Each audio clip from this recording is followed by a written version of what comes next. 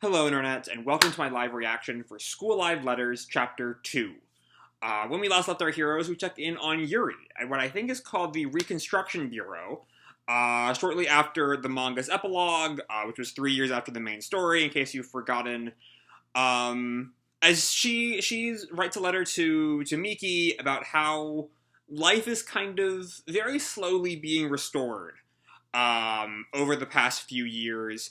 There are very few deaths by zombie nowadays, though she does remark there are a lot more deaths by rival bands of humans, which we don't really get too into because the chapter is much more interested in noting that there's been something of a romance boom as society starts to rebuild itself. And Yuri's also kind of crushing on another member of the Bureau. That's kind of all we really get out of Yuri. So yeah, let's jump right on into Chapter 2. We have our scan later page. They're looking for translators, if y'all are interested. And then we get Chapter 2, Kurumi. Our picture here is Kurumi in her wheelchair. In this new world after the infection, what are these girls' dreams? And so we open at Kishiewatari University Hospital. As we learned in the final chapter of the main series, I think Kurumi is studying to be a doctor, right? It's been about a year since I read that, so correct me if I'm wrong. But she's in like the school library, or the hospital library, more like, studying, making notes on like anatomy or something. And then she freezes up for a moment. Pauses for a little bit. I think for a second there it was like, is it something to do with her infection? But no, it looks like she's just like a little bit confused at whatever she's studying, because she kind of picks up her pen and like taps it on her head or something. I'm not entirely sure what she's doing there. But then a little boy comes in with a soccer ball. Yo, Kurumi, what you doing? I'm studying to be a doctor. And the boy comes up and picks up one of her textbooks. What? Hey, Kurumi, tell us about Randall. Randall? You crushed them, right? I wouldn't say crushed. Which does kind of bring up the question, what all is known in the world about what the School Life Club did? Anyway, don't be like that. And Kurumi still tries to, like, stop him. No, I'm telling you, everyone's waiting for you. Everyone? Okay, well, I guess. And then the boy grabs her wheelchair and takes her off. Alright, you said it. He, like, runs. Hey, slow down! Dear Miki, thanks for the letter. Right now I'm living at an old university hospital. There was also a refugee shelter here back then, so they cleaned it out and made it a place for people to live. More people come every day. It's a lot of fun. We see specifically a lot of the people here seem to be injured in some way, which makes sense for it being a hospital. But it's not just refugees. It seems to be specifically injured refugees. There's a lot, we see like someone with his like IV drip sitting on the bench behind Kurumi. A lot of kids in wheelchairs. Anyways, so Yuki's already a teacher? As for me, I'm far from being a doctor. Since my track days, I've been interested in sports medicine. Oh, I actually never thought about that irony there. That she was a track star before the apocalypse. And now she's in a wheelchair and she can't run at all. I've actually never considered that.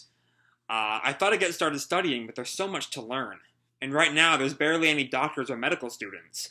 Yeah, I guess it would make sense they'd be kind of the first to fall if they were, like, treating the infected and then they got infected. That's how it is. This is a hospital, after all. Refugees and patients come first. Well, I'm taking it slow. Luckily, there are plenty of textbooks around the place. There's also a doctor who helps teach me. And then we see, that night, Kurumi is lying in her bed, still awake. She closes her eyes. By the time I opened my eyes, it was all over.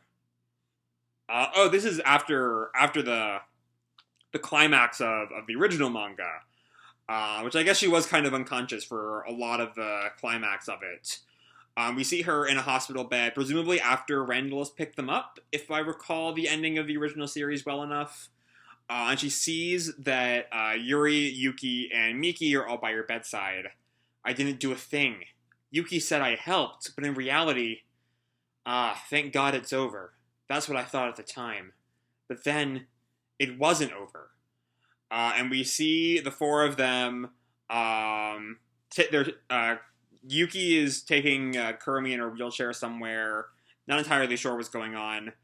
In the club, when I started losing the use of my body, I was scared I'd hold the others back. They're led to some kind of reception. This might be one of the factions of Randall. This is most likely the people at Randall who wanted to let them live and who obviously won in the end. There was peace. People were happy, thanking us. And the girls come and bring Kurumi some food. And then, as Kurumi looks at the food in her hands, then I realized I was stuck living as a burden. So I want to be useful. I have to be.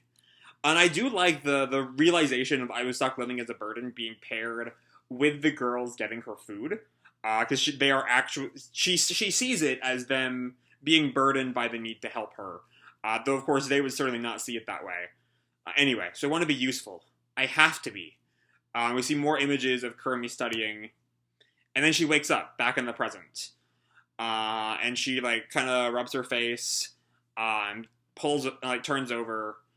And then later in the daytime, she's still studying, and a doctor comes by. Hatanaka-sensei. And Hatanaka, I guess is his name, looks at her. And then he opens her mouth and does a little, like, light in her eyes. And as he turns away, Kurumi says, "Thanks to you, my condition is stabilized." But Hatanaka turns to her. "You look like you're barely sleeping." Gah. "Is there some reason you can't sleep?" And Kurumi can't answer. "Well, you've got plenty of reasons." Kurumi turns away before Hatanaka continues. "How about trying medication?" "I'm fine. Don't waste it on me." Hatanaka sighs. What is it?" "I'm sad. My only student is pushing me away." "No, that's not what this is. The world would be better off without me. Is that what you're thinking?" And Kurumi can't bring herself to answer, because that's definitely what she was thinking. "Doctor, when you look at me, what do you see?" "A useless, worthless burden." "Ouch, doctor!" And we see it, like, literally stabbing into Kurumi. "And that's good." "Huh?" "The way things are now, patients who come to see a doctor all believe that about themselves." "Oh, that's an interesting take on it." And Kurumi's eyes widen. "But that's not true." "No, it's not. You're still so young, and you're disabled. But that doesn't stop you from living your life. You'll be able to show that to patients." Oh, that's an important thing, yeah. Because if patients think that they're like a burden on society or whatever, and their doctor comes in a wheelchair, it kind of fucks with that image.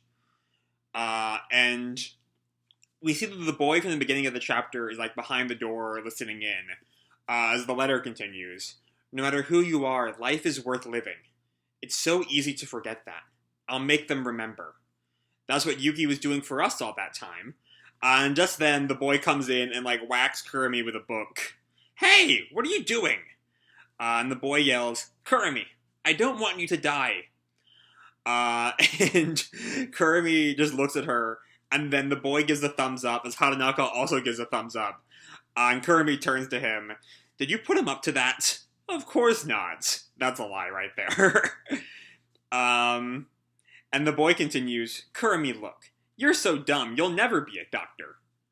And Kurumi starts to shake. "Why, you little..." "But even if you can't be a doctor, you could be my wife." Tiny child, what the fuck? And Kurumi just kind of giggles. "Try that again in 10 years. And then Kurumi, it looks like she pushes her glasses on, I think. I'm trying to figure out what's going on on page 20. This panel here, above and to the left of the bottom one, it looks like she's pushing something onto her forehead, but I can't quite tell what it is, and it doesn't really seem to be there in the next panel. Or maybe her bangs are just covering it too well for me to see it. Maybe some kind of like headache alleviation patch or something, given what little I can make out of the box over here. Anyway, she puts it on. "Alright, I got lost in my studies for a while." This is back to the letter again. "But after taking a break, I can focus. I want to see Yuki's face now that she's a teacher." And then she stretches, and she looks at a picture on her desk of the School Living Club. And then she picks it up. Until next time, Ebisuzawa Kurumi. Gakko Garashi Odayori is a bi-monthly release. It won't be out until issue 12 in October.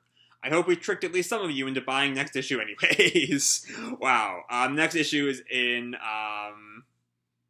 no, this thing here says September 24th.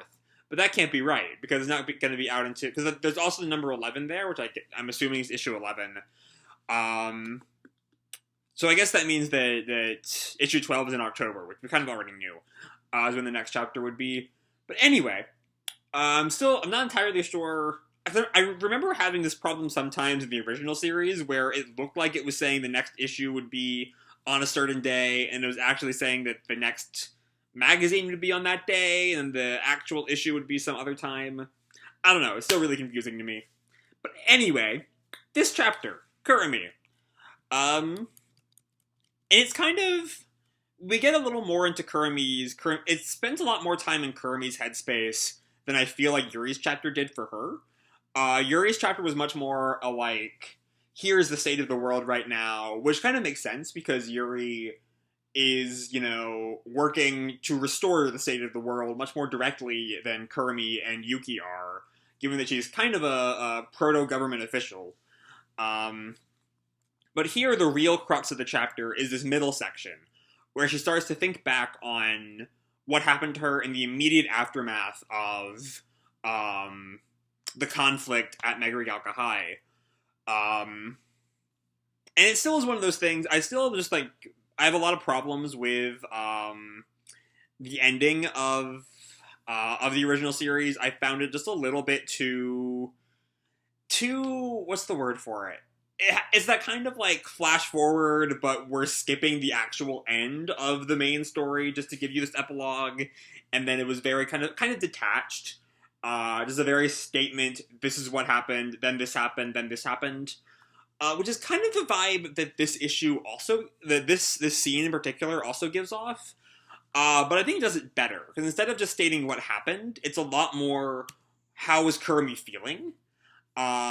Which is much more interesting than just a blanket, what happened?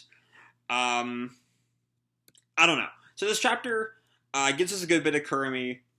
A good bit of Kurumi. It's all Kurumi. And we see another refugee shelter in this hospital. I'm curious, like, they mentioned that, where's the line?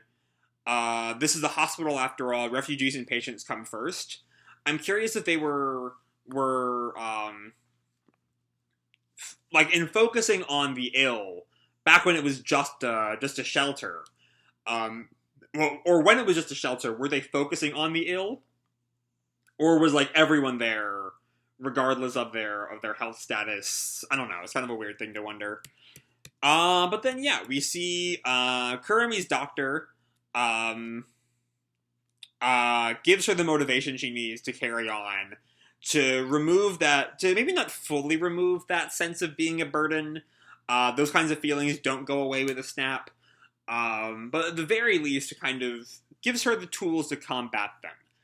And I will say, when he was introduced, I was a little worried that the chapter would kind of be going the same route that Yuri's chapter did, and how it gave her a love interest in the Reconstruction Bureau. And I was a little bit worried that it would, like, at least imply that Kurumi has a crush on the doctor, and I'm very glad that's not there. We do get a little bit of romantic teasing, but it's very much, in jest, and it's not, setting up any kind of relationship at all, which is very good, considering who it is. But anyway, all that being said, we then get another reminder of all that Yuki did for the gang. As Kurumi points out, she wants to remind her patients that life is worth living, no matter what happens to you, and that's what Yuki did to her.